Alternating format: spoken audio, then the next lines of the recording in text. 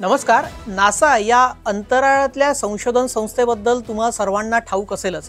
मात्र सध्या नासा ठप्प झालेला आहे आणि त्याचा परिणाम काय होऊ शकतो?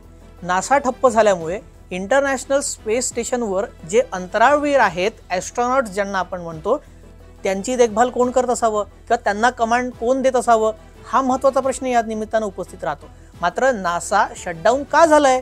कारण अमेरिकेमध्ये सध्या शटडाऊन आहे, त्यामुळे नासा शटडाऊन झालेला आहे आणि सर्व कर्मचारी जवळजवळ सुमारे 15,000 नासाचे अधिकारी, सायंटिस्ट हे संपावर गेलेले आहेत, पगारी सुट्टीवर गेलेले आहेत.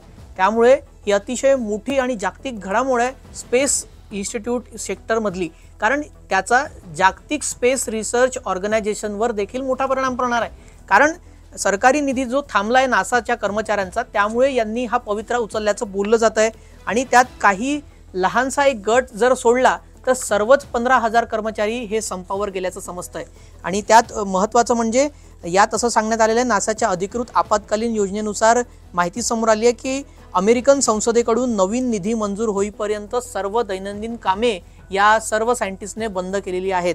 आता आपण महत्त्वाचा मुद्दा म्हणजे इंटरनॅशनल स्पेस स्टेशन संदर्भात जर म्हटलं तर ISS हे एक आंतरराष्ट्रीय भागीदारीचं व्यवस्थापन आहे, ज्यात नासाच नाही आहे तर रशियाची स्पेस एजन्सी सुद्धा आहे, ज्याला आपण रॉसकॉस्मॉस म्हणतो.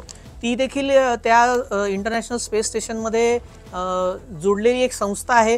सोबतच जपानची आहे जाक्सा, युरोपियन ESA जे आहे तेही देखील तिथे संशोधन केंद्रामध्ये आपला वाटा त्यांचा आहे आणि CSA जी कॅनडाची अंतराळातली संशोधन संस्था आहे, नासासोबतच जे इंटरनॅशनल स्पेस स्टेशनसाठी काम करतं.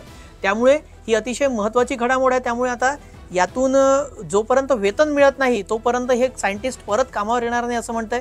त्यामुळे अमेरिका या संदर्भात काय निर्णय घेते ते येत्या काळात स्पष्ट होईलच. मात्र या निर्णयाबाबत किंवा सायंटिस्टने अशा प्रकारे संपावर जाण्याबाबत तुम्हाला काय वाटतं ते कमेंटमध्ये नक्की सांगा. व्हिडिओ आवडल्यास न्यूज 18 लोकमतला सबस्क्राईब करायला विसरू नका.